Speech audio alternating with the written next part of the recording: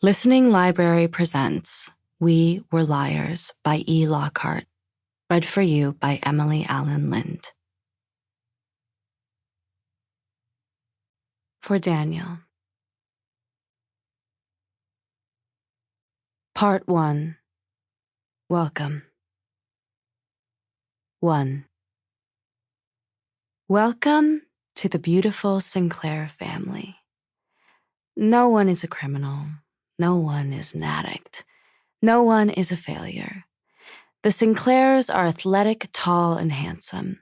We are old money Democrats. Our smiles are wide, our chins square, and our tennis serves aggressive. It doesn't matter if divorce shreds the muscles of our hearts so that they will hardly beat without a struggle. It doesn't matter if trust fund money is running out, if credit card bills go unpaid on the kitchen counter. It doesn't matter if there's a cluster of pill bottles on the bedside table. It doesn't matter if one of us is desperately, desperately in love. So much in love that equally desperate measures must be taken. We are Sinclairs. No one is needy. No one is wrong. We live, at least in the summertime, on a private island off the coast of Massachusetts. Perhaps that is all you need to know. 2. My full name is Cadence Sinclair Eastman. I live in Burlington, Vermont with Mummy and 3 dogs. I am nearly 18. I own a well-used library card and not much else, though it is true I live in a grand house full of expensive, useless objects. I used to be blonde, but now my hair is black. I used to be strong, but now I am weak. I used to be pretty, but now I look sick. It is true I suffer migraines since my accident. It is true I do not suffer fools. I like a twist of meaning. You see, suffer migraines, do not suffer fools. The word means almost the same as it did in the previous sentence, but not quite. Suffer. You could say it means endure, but that's not exactly right. My story starts before the accident. June of the summer I was 15. My father ran off with some woman he loved more than us. Dad was a middling successful professor of military history. Back then, I adored him.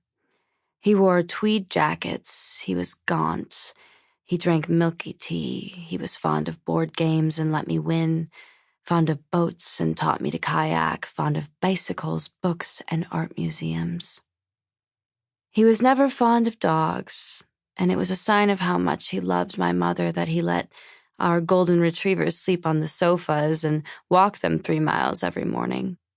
He was never fond of my grandparents either, and it was a sign of how much he loved both me and Mummy that he spent every summer in Windermere House on Beechwood Island, writing articles on wars fought long ago and putting on a smile for the relatives at every meal.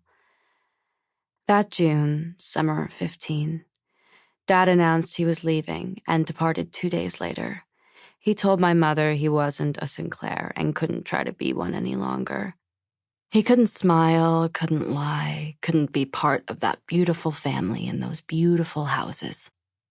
Couldn't, wouldn't.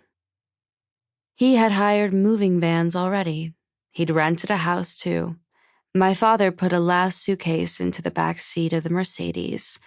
He was leaving Mummy with only the sob, and started the engine. Then he pulled out a handgun and shot me in the chest. I was standing on the lawn, and I fell. The bullet hole opened wide, and my heart rolled out of my ribcage and down into a flower bed. Blood gushed rhythmically from my open wound, then from my eyes, my ears, my mouth. It tasted like salt and failure, the bright red shame of being unloved. Soaked the grass in front of our house, the bricks of the path, the steps to the porch. My heart spasmed among the peonies like a trout. Mummy snapped. She said to get hold of myself. Be normal now, she said. Right now, she said. Because you are. Because you can be. Don't cause a scene, she told me. Breathe and sit up. I did what she asked. She was all I had left. Mummy and I tilted our square chins high as Dad drove down the hill. Then we went indoors and trashed the gifts he'd given us. Jewelry, clothes, books, anything. In the days that followed, we got rid of the couch and armchairs my parents had bought together, tossed the wedding china, the silver, the photographs. We purchased new furniture, hired a decorator, placed an order for Tiffany silverware, spent a day walking through art galleries and bought paintings to cover the empty spaces on our walls. We asked Granddad's lawyers to secure Mummy's assets. Then we packed our bags and went to Beechwood Island. 3. Penny, Carrie, and Bess are the daughters of Tipper and Harris Sinclair. Harris came into his money at 21 after Harvard and grew the fortune doing business I never bothered to understand. He inherited houses and land. He made intelligent decisions about the stock market. He married Tipper and kept her in the kitchen and the garden. He put her on display in pearls and on sailboats. She seemed to enjoy it. Granddad's only failure was that he never had a son. But no matter. The Sinclair daughters were sunburnt and blessed, tall, merry, and rich. Those girls were like princesses in a fairy tale. They were known throughout Boston, Harvard Yard, and Martha's Vineyard for their cashmere cardigans and grand parties. They were made for legends, made for princes and Ivy League schools, ivory statues and majestic houses. Granddad and Tipper loved the girls so, they couldn't say whom they loved best. First Carrie, then Penny, then Bess, then Carrie again. There were splashy weddings with salmon and harpists, then bright blonde grandchildren and funny blonde dogs. No one could ever have been prouder of their beautiful American girls than Tipper and Harris were back then. They built 3 new houses on their craggy private island and gave them each a name. Windermere for Penny, Redgate for Carrie, and Cuddledown for Bess. I am the eldest Sinclair grandchild, heiress to the island, the fortune, and the expectations. Well, probably. 4. Me, Johnny, Mirren, and Gat. Gat, Mirren, Johnny, and me.